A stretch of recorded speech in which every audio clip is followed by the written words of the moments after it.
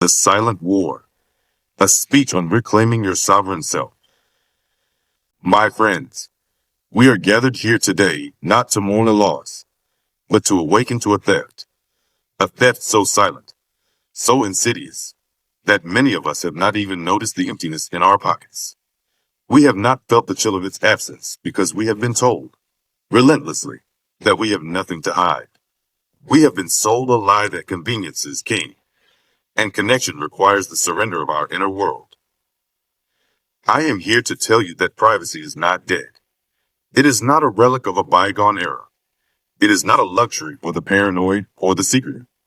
Privacy is the bedrock of humanity. It is the sacred space where the you becomes you. Think back to your childhood. Remember the fort you built from blankets and pillows? That was a sovereign nation of one. It was a declaration of a boundary. Inside those walls, you were an explorer, a king, a hero. The outside world ceased to exist. That fort was not built to hide mischief. It was built to create a context for your imagination to run free, unfettered by the judging eyes of the outside world. That is privacy. It is the blanket fort for your soul.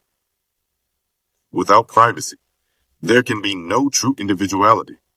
How can you discover who you are if every thought, every curiosity, every misstep, every fleeting passion is recorded, judged, and fed into an algorithm designed to manipulate you? When you know you are being watched, you begin to perform. You begin to conform. You choose the book you think you should be seen reading, not the one your heart truly desires. You hesitate to explore that strange idea, that controversial artist, that new philosophy, for fear of a digital scarlet letter. Privacy is the oxygen for intellectual risk-taking. It is the blank page in the diary, the closed door, the unobserved walk in the woods where you can argue with yourself. Change your mind. Be weak. Be strong. And emerge, renewed, without having to explain your process to anyone. They tell us, if you have nothing to hide, you have nothing to fear. This is perhaps the most pernicious and dangerous lie of our time. It equates privacy with secrecy. But you are not secretive when you draw the curtains in your home at night. You are not hiding a crime. You are creating an environment of intimacy, of safety, of separation from the public gaze. You are claiming your right to choose what you share, and with whom. Having nothing to hide does not mean you have nothing to protect. You have everything to protect. You must protect your right to be imperfect, your right to be a work in progress, your right to have a bad day, to voice a half-formed thought, to make a mistake without it being etched into your permanent record. You must protect your inner life from becoming a commodity to be bought, sold, and used against you. Because that is the ultimate goal of this data extraction economy, to model you, to predict you, and ultimately, to influence you, to sell you things you don't need, to shape your opinions, to keep you scrolling, clicking, and consuming. It is a silent war for the most valuable territory imaginable, the landscape of your own mind.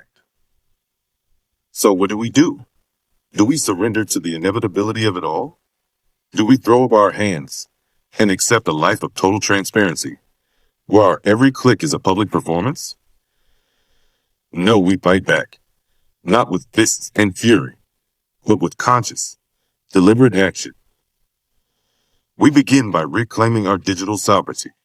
We see every request for our data not as a harmless transaction, but as a choice. We ask, what am I getting in return? Is it worth a piece of my autonomy? We use privacy tools. We strengthen our passwords. We say no more often. We support companies and technologies that respect our boundaries.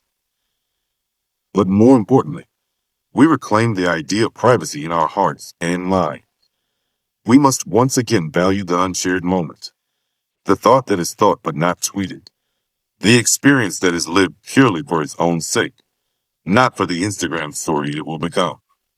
We must teach our children that their value is not measured in likes and shares, but in the depth of their character, forged in private. This is not a call to disconnect from the world, but to connect with ourselves more deeply first. A strong, private self is the only thing that can healthily engage with the public world. A person without a core, without a private sanctuary, is a leaf blown by the wind of trends, algorithms, and external validation. So I urge you today, build your fort, draw your curtains, guard your data, question the defaults, embrace the beautiful, messy, and sacred work of becoming yourself behind closed doors.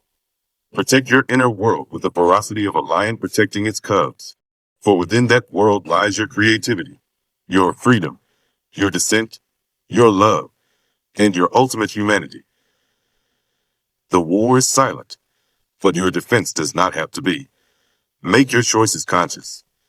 Let your every click be a vote for the kind of world you want to live in. A world of monitored conformity, or a world of free, private, and sovereign human beings. Choose privacy. Choose yourself. The future of individuality depends on it.